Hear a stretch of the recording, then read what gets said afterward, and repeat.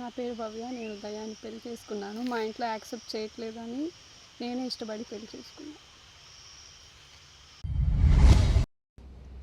నమస్తే సార్, నా పేరు దయ. నేను భవ్య అనే అమ్మాయిని 6 సంవత్సరాలకు ఇష్టపడుతున్నాను. మేమిద్దరం ఒకరికొకరు నచ్చుకొని మేము పెళ్లి చేసుకోవడానికి 11వ తేదీ బుధవారంన కైలాసకోనకి వెళ్ళి ఒక గుడి దగ్గర శివాలయంలో మేము పెళ్లి చేసుకున్నాము.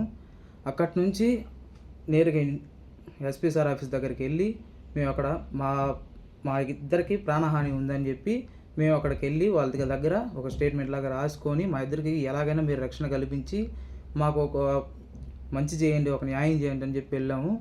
ఎస్పీ సార్ ఆఫీస్కి దగ్గరికి వెళ్ళిన తర్వాత అక్కడ అవన్నీ సబ్మిట్ చేసిన తర్వాత అక్కడి నుంచి మీరు ఏ ఊర్లో ఉంటారని అడిగారు. మేము చంద్రగిరిలో ఉంటాం సార్ అని చెప్పగానే మీరు అక్కడికి వెళ్ళండి, మీరు ఇద్దరికి మీ మేజర్లే కదా, మీ ఇద్దరికి వయసు ఉంది, మీకు ఏ ఇబ్బంది రాదు, మీకు ఏ ప్రాణహాని జరగదు అలాగని చెప్పి చంద్రగిరికి వెళ్ళమని చెప్పారు. వాళ్ళ మాట మీదనే మేము నేరుగా చంద్రగిరికి వచ్చి ఇక్కడికి వచ్చి స్టేషన్ కాడ కూర్చున్నాం, లోపల కూర్చొని పెట్టారు. ఇక్కడికి రాగానే ఎంతసేపు అయినా సరే ఎవరు రాలేదు, సార్ వాళ్ళు రాలేదు, మేడం వాళ్ళు కానీ ఎవరు కానీ రాలేదు. మేము చూస్తూనే ఉన్నాం. సాయంత్రం 6-7 అయిపోయింది. తర్వాత సీఏ గారు వచ్చారు. అప్పుడు మాట్లాడుతుంటే వాళ్ళ అమ్మ వాళ్ళందరూ వచ్చారు. రాగానే నాకు ఏం ఒక్క మాట కూడా చెప్పకుండా నన్ను ఒక రూమ్లో పెట్టేసి ఆ అమ్మాయిని బలవంతంగా నేను రాను, నాకు ఆ అబ్బాయి కావాలంటున్నా సరే ఆ బలవంతంగా ఆ అమ్మాయిని కారులో ఎత్తేసుకుని వెళ్ళిపోయారు. తర్వాత సీఏ సార్ నేను అడిగాను, సార్ నాకు ఒక మాట కూడా చెప్పలేదు వెళ్ళిపోయిందంటే నేను వాళ్ళకి 2 రోజులు టైం ఇచ్చాను, 2 రోజులు టైం తర్వాత ఆ అమ్మాయి పిలుచుకొని వస్తారని చెప్పారు. కానీ నాకు ఒక మాట కూడా చెప్పలేదు. నేను పిలుచుకొచ్చినా నాకు కనీసం ఒక మాట అన్నా చెప్పాలి కదా సార్ అని అడిగితే, ఏం కాదు నీకంటూ రాసి ఉంటే మీ భార్య ఖచ్చితంగా నీ కాడికి వస్తుందిలే, నువ్వేం బాధపడద్దు అని చెప్పారు. కానీ మా బాధలు మాకే కాదు సార్ తెలుస్తాయి అని చెప్పి నేను చెప్పాను. నువ్వు 2 రోజుల తర్వాత రావయ్యా, నేను పంపిస్తాను, నేను మాట్లాడిస్తాను చెప్పారు. అలాగనే సరే అని చెప్పేసి అని వచ్చాం. తర్వాత రోజు అయింది. తర్వాత రోజు రెండో రోజు మధ్యాహ్నం 11 గంటలకు అలా వెళ్ళి కూర్చున్నాం సార్ అక్కడ. కానీ మాకు ఎవరు కానీ ఒక పక్కన వచ్చి మమ్మల్ని ఎవరు కానీ పట్టించుకోలేదు. అంటే ఒక అబ్బాయికి మాదిగ కులం, తక్కువ క్యాస్ట్, దళితులు అనేసి అని దగ్గరకు కూడా రానివ్వలేదు. ఆ అమ్మాయి వచ్చేంత వరకు చూసాం అడగతానే ఉన్నాం కానీ సమాధానం ఒక్కరు కూడా చెప్పలేదు. కానిస్టేబుల్స్ ఎంతోమందిని అడిగాం, ఎవరు కానీ వస్తుందిలే కూర్చోండి అని చెప్పారు. లాస్ట్కి వాళ్ళ అమ్మ నాన్న వాళ్ళు కలిసి ఆ అమ్మాయిని 7:30-8 గంటల ప్రాంతంలో తీసుకొచ్చారు. ఆ అమ్మాయి చుట్టూ 100 మందిని ఆ అమ్మాయి బలవంతంగా తీసుకొని లోపలికి వెళ్ళారు. ఆ అమ్మాయి నన్ను చూస్తూనే ఉంది, నా దగ్గర రావాలనింది, కానీ వాళ్ళు రంపిలేదు. లోపలికి వెళ్ళిన తర్వాత ఎస్ఐ సార్ వాళ్ళతో మాట్లాడింది. కానీ ఆ అమ్మాయి నాకు అతనే కావాలి, నేను ఎవరిని కానీ నేను ఇంక పోలేను, నాకు ఆ అబ్బాయే కావాలి అని చెప్పింది.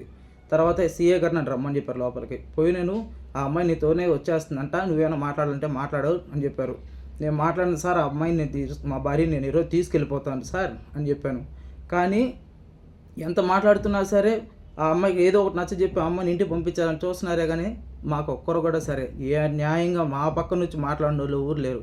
తర్వాత వాళ్ళ అమ్మ వాళ్ళ నాన్నలకి ఆ పక్కనే వాళ్ళు ఒక పార్టీ తరపున కానీ వాళ్ళంతా వాళ్ళ పక్కనే న్యాయం చేసుకునేటట్టు ఆ పాపను ఎప్పటికిప్పుడు ఇంటికి తీసుకుని పెట్టేట్టే చూస్తున్నారు. కానీ మా భార్య ఒప్పుకోను అంటే నేను ఒప్పుకోను, అతనితోనే నేను వెళ్తాను అని చెప్పింది. సరే అని చెప్పి మాట్లాడారు. మళ్ళా తర్వాత వాళ్ళ నాన్నని పిలిచి ఈ మాతో చెప్తాంది కదా మీ అమ్మాయి, అతనితో పంపించేస్తామని చెప్పారు. ఆయన సరే నేను పంపించేస్తాను అని చెప్పేసి నాకు మా భార్య నా పక్కన పెట్టేసి ఆయన పక్కకి వెళ్ళారు. తర్వాత మా భార్య మీకు నాకు ఏ సంబంధం లేదు, మీరు ఏమైపోయినా నాకు సంబంధం లేదు, నేను మీ దగ్గరకు రానని చెప్పేసి ఒక స్టేట్మెంట్ మొత్తం రాసి దాని మీద సంతకం పెట్టి తన దగ్గర ఉన్న వాళ్ళ వస్తువులు ప్రతి ఒక్కటి కూడా తీసి వాళ్ళకి ఇచ్చేసింది సార్. తర్వాత చూస్తున్నాను 5 నిమిషాలు అనగా నన్ను మా భార్యను మా ఇంటికి పంపించేస్తారనగా అప్పుడు అనగానే అందరూ వచ్చారు. మళ్ళీ పార్టీ వాళ్ళు వీళ్ళు వచ్చారు, టీడీపీ వాళ్ళు దాని పక్కన కార్యకర్తలు వాళ్ళు కొంతమంది పెద్దవాళ్ళంతా వచ్చి ఆ అమ్మాయికి మీ అమ్మ ఉన్నట్టుండి మార్పు సీరియస్ అయిపోయింది, మేము హాస్పిటల్ పోవాలని చెప్పి ఆ అమ్మాయిని నన్ను అడిగింది. ఏమండి నేను వెళ్ళి వస్తాను, కరెక్ట్గా 2 గంటల కల్లా నేను చూసే వచ్చేస్తాను అమ్మని కరెక్ట్గా నాకు 2 గంటల టైం అని చెప్పేసి చెప్పింది. కానీ నేను వద్దు నువ్వు వెళ్తే నాకు చాలా కష్టమైపోతుంది, నిన్ను ఊరు కానీ అక్కడ నిన్ను అందరూ చాలా టార్చర్ పెట్టేస్తారు, నువ్వు పోవద్దు అని చెప్పినాను. సరే అండి అని చెప్పేసి ఆ అమ్మాయి పోలేదు. మళ్ళీ వాళ్ళు బలవంతంగా వచ్చి ఆ అమ్మాయిని తీసుకొని లాక్కెళ్ళిపోయారు. అప్పుడు మళ్ళీ సీఏ గారు పిలిపించారు మా భార్యని. పిలిపించిన తర్వాత నువ్వు ఎందుకు మరి వెళ్ళిపోతున్నావు అని చెప్పి ఆ అమ్మాయిని ఎందుకు లాక్కెళ్తున్నారు అని సీఏ గారు అడిగారు. అప్పుడు అడిగితే వాళ్ళు అమ్ముకున్నటువంటి సీరియస్ అయిపోయింది, అందుకని చెప్పి పిలుచుకొని పోతున్నాం అని చెప్పారు. కానీ సీఏ గారు అప్పుడు ఇలా అంత కాదు అని చెప్పి మా భార్యని అడిగారు. ఏమ్మా నీ ఇష్టప్రకారం బాగున్నా అంటే, సార్ ఈ మాటతో చెప్పారు సార్, నేను ఒకసారి వెళ్తాను అని చెప్పింది. నీ ఇష్ట ప్రకారం అంటే లేదు సార్ వీళ్ళు బలవంతం పెడుతున్నారని చెప్పింది. తర్వాత మా మామగారు మా భార్య వాళ్ళ నాన్నగారు నన్ను వచ్చి అడిగారు, 2 గంటలు టైం ఇవ్వండి, నేను మీ భార్యను తెచ్చి మీ ఇంటికాడ పెట్టేస్తాను మా కూతుర్ని అని చెప్పారు. కానీ నేను వద్దు, మీరు తీసుకెళ్తే మళ్ళీ మీరు తీసుకురారు, నాకు అది బాగా తెలుసు, నేనైతే మిమ్మల్ని పంపించలేను. పొద్దున కల్లా నేను మా భార్య ఇద్దరం వస్తాం, మా అత్తగారితోనే ఉండి ఆమెను బాగోగులన్నీ చూసుకొని హాస్పిటల్ ఎలాగుందో చూసుకొని మళ్ళీ వస్తాం అని చెప్పినాం. కానీ ఇదంతా చెప్పి మాట్లాడుతున్నాగానే లోపల మళ్ళీ పార్టీ కార్యకర్తలు వీళ్ళు అంతా మాట్లాడుకొని ఆ అమ్మాయిని ఉండగానే మళ్ళీ ఎస్ఐ మేడం ఒక వీడియో ప్రూఫ్ తీసుకున్నారు ఆ అమ్మాయి దగ్గర. 2 గంటల లోపల నేను మా అమ్మని చూసి 2 గంటల లోపల అంటే 11:40కి తీసుకెళ్లారు. కరెక్ట్గా 2 గంటల లోపలనే ఆ అమ్మాయి ఇంటికి వచ్చేటట్టు మాట్లాడుకొని వీడియో ప్రూఫ్ తీసుకున్నారు. కానీ ఆ అమ్మాయిని వెళ్ళేటప్పుడు కూడా నాకు చెప్పింది, ఏమండి వెళ్ళేదా వద్దని అంటే, నీకు జాగ్రత్తగా అనిపిస్తుందంటే నువ్వు తిరిగి వచ్చేస్తాను చెప్పారు కదా ఎస్ఐ మేడం సిఏ సార్ కూడా మనకి హామీ ఇచ్చారు, నేను తీసుకొని వస్తామని చెప్పి, నువ్వు జాగ్రత్తగా వెళ్ళు అని చెప్పారు. వెళ్ళిన తర్వాత నాకు ఎందుకు డౌట్ వచ్చింది, ఇలా కాదు ఆ అమ్మాయిని ఒకటి పంపిస్తే అది సేఫ్ కాదని చెప్పి నేను వెనకాల వస్తాను అని చెప్పాను. వెనకాల కొంచెం ముందరికి వెళ్ళగానే అక్కడ ఉన్న పోలీసు వాళ్ళు కానిస్టేబుల్ సార్ వాళ్ళు వచ్చి, మీరు పోకూడదు, ఆ అమ్మాయిని పంపించారు కదా మీరైతే పోకూడదు, ఏం కాదు మేము పిలుచుకొని వస్తాం, మీ దగ్గర మేము చేర్చేస్తాం మీ భార్యని అని చెప్పారు. ఇంకా వాళ్ళు చెప్పిన మాట ప్రకారం నేను సరే అని చెప్పి రాత్రి నుంచి తెల్లారి వరకు చూను రాలా. 2 గంటలు చూసాం, 3 వరకు చూసాం, 4 గంటలకి మళ్ళీ ఫోన్ చేసాం కానిస్టేబుల్ సార్కి, మళ్ళీ స్టేషన్ దగ్గరికి వెళ్ళాం.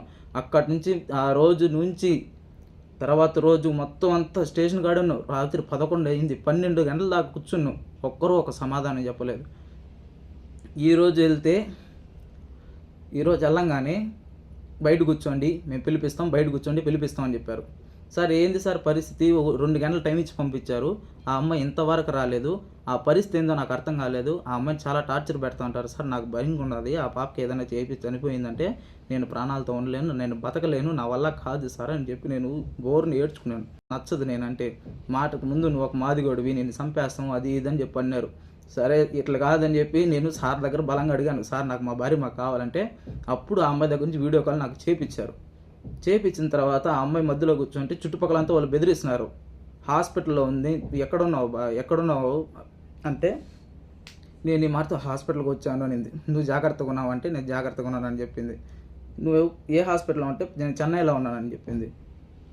చెన్నైలో అది ఎక్కడ ఏ ప్లేసు ఏ హాస్పిటల్ నాకేం తెలియదు అనింది.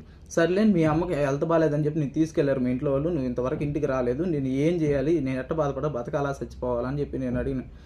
అదేం కాదు, నేను మా అమ్మ తగ్గిపోగానే నేను వస్తాను అంటే చుట్టుపక్కలంతా వాళ్ళు భయపెడుతున్నారు ఆ పాపని. ఆ పాప కంట్లో నీళ్ళు వచ్చేస్తున్నాయి, ఎంతో బాధపడుతుంది, నాకు అర్థం అవుతున్నది, చూస్తాను 6 సంవత్సరాలు ఇష్టపడినా, నాకు అంత మాత్రం తెలియదా.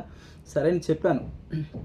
సరే అత్తకు బాగాలేదన్నావు కదా, అత్తగారిని ఒకసారి చూపించావు, నేను చెప్తాను, రేపు ఆమెకి ఏమైనా అయితే నువ్వు బలవంతం చేసి ఆ అమ్మాయిని పెళ్లి చేసుకునేవు, దానివల్ల మేము మా భార్య చనిపోయిందని చెప్పి నా మీద ఏదైనా ఇబ్బంది పెడతారు, అది బాగోదు కదా, మంచిగా ఓపికగానే అడిగాను సార్. అప్పటికి వాళ్ళు నెట్ కనెక్షన్ ఆపేస్తారు, అమ్మాయిని బలవంతం పెడతారు, కొడతారు, తట్టుకోలేకపోయినాను. సరే మా అత్తగారిని ఒకసారి చూపించంటే చూపించలేదు. తర్వాత సరే నువ్వు హాస్పిటల్లోనే ఉన్నావు కదా, సరౌండింగ్స్లో ఎక్కడన్నా అద్దాలన్నా ఉంటాయి కదా, నాకు ఆ అద్దాలన్నా చూపించు, సరౌండింగ్స్లో నీ ఫ్రంట్లో ఏమి ఉండదు నాకు అదన్నా చూపించంటే చూపించలేదు, నెట్ ఆపేనారు, ఫోన్ ఆపేనారు. తర్వాత 3 సార్లు 4 సార్లు ఫోన్ చేస్తే కూడా ఫోన్ ఎత్తలేదు. నేను ఎస్ఐ సార్ చెప్పాను, సార్ ఈ అమ్మాయి నా భర్త తీసుకెళ్ళిపోయారు, ఇప్పుడు ఎంతసేపు పడుకుంటే ఇప్పుడు ఫోన్ చేయించారు, చేసిన తర్వాత ఆ అమ్మాయి ఆడంటే హాస్పిటల్ అయితే లేదు సార్, బయట ఉన్నదంటే లేదు బాయ్, ఆ అమ్మాయి మీ భార్య పోయింది కదా, అక్కడే ఉంది వాళ్ళ అమ్మ దగ్గరే, వస్తుందిలే, నీకంటూ రాసి పెట్టింటే 2 రోజులు కాదు 3 రోజులు కాదు వారం కాదు నెల అయినా వస్తుంది కదా, నువ్వు ఎందుకు నువ్వు గమ్మునుండు, బయట వెళ్ళి కూర్చో అని చెప్పారు. అది ఎట్ట సార్ మీ మీద నమ్మకం పెట్టుకుంటూ 2 గంటల్లో రప్పిస్తామని చెప్పినారు, మీరు ఇంతవరకు పిలిపించలేదు మా భార్యని, నేనేం చేయాలి సార్ అంటే, ఆ అమ్మాయితో వాళ్ళ అమ్మతో ఉంది కదా, ఆరోగ్యం బాగాలేదు కదా అంటే, సార్ అట్లా కాదు సార్, వాళ్ళ అమ్మకి ఏం కాలేదు సార్, వాళ్ళ అమ్మ బాగానే ఉంది, అమ్మాయి అయితే హాస్పిటల్లో లేదు, ఒకవేళ హాస్పిటల్లో ఉంటే సరౌండింగ్స్లో ఏముండదో నాకు చూపిస్తుంది కదా, వాళ్ళ అమ్మనే చూపిస్తుంది కదా సార్ అంటే, నువ్వు అవన్నీ నాతో మాట్లాడద్దు, నువ్వు బయట పోయి కూర్చో అని చెప్పారు. నేను తట్టుకోలేకపోయినా, సార్ ఏంది సార్ ఈ పరిస్థితి, నాకు అర్థం కాలేదు, ఎదురు ఒకరు కూడా నా దగ్గర మాట్లాడలేదు, ఏంది నేను ఏం చేయాలి ఇప్పుడు, ఆ పాప లేకపోతే నేను చచ్చిపోతాను సార్ అంటే, అట్టంతా మాట్లాడకూడదు, మీ భార్య వస్తామని చెప్పింది కదా, నేను 2 గంటల తర్వాత ఇంతవరకు రాలేదంటే నువ్వే అర్థం చేసుకో అన్నారు.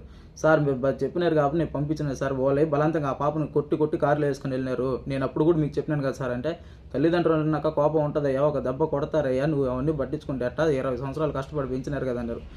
అది పెంచడం వేరు, ఇప్పుడు కొట్టి పిలుచుకొని పోవడం వేరు కాదు సార్, మాకంటూ ఆ అమ్మాయి అదే పనికి స్టేట్మెంట్ రాసింది, నాకు ఎవరు వద్దు, నాకు ఆ అబ్బాయి కావాలి అని చెప్పి రాసింది.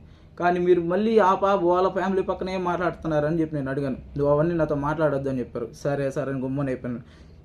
నాకు అర్థం కావట్లేదంటే తీసుకెళ్ళి రాలేదు, కనీసం మీ పోలీసు వాళ్ళైనా సరే కొంచెం యాక్షన్ తీసుకోవాలి కదా. ఆ పాప హాస్పిటల్లో లేదు, సరే ఆ పాప హాస్పిటల్లో లేదన్నావు కదా, నేను మాట్లాడతాను, నేను ఫోన్ చేస్తాను, నేను ఫోన్ చేసి చెప్తాను ఏడదు. ఫోన్ చేయలేదా, వాళ్ళ ఫోన్లు కూడా ఎత్తలేదా, పదంబా మనం పోయి చూద్దాం, మీ భార్య ఎక్కడ ఉన్నది, సేఫ్గా ఉన్నది లేదని చూద్దాం. ఆ మాట కానీ లేదు, అసలు ఏమి కూడా నాకు సమాధానం చెప్పలేదు. కానీ పోయి కూర్చోబో వస్తుందిలే, పోయి కూర్చోబో వస్తుందిలే, 2 రోజులు వస్తుంది, 3 రోజులు వస్తుంది అని చెప్పారు. ఎట్టే తిప్పించుకుని స్టేషన్ దగ్గర 11వ తేదీ నుంచి ఈ రోజు వరకు, బుధవారం నుంచి ఆదివారం వరకు తిరుగుతూనే ఉన్న, తెల్లారి నుంచి రాత్రి వరకు స్టేషన్ల కాడే కూర్చోను. కానీ ఒక్కరు కానీ ఒక న్యాయమే చేయలేదు. ఆ పాపని బలవంతంగా కొట్టి ఇంట్లో కూర్చొని పెట్టేస్తున్నారు. మాకు మా భార్య కావాలి సార్, అడిగితే వస్తుందిలే అని చెప్తున్నారు. నాకు ఏం చేయాలో అర్థం కావట్లేదు. ఎస్పీ సార్ గారు మీరే చూసుకోవాలి, నాకు న్యాయం చేసేయండి.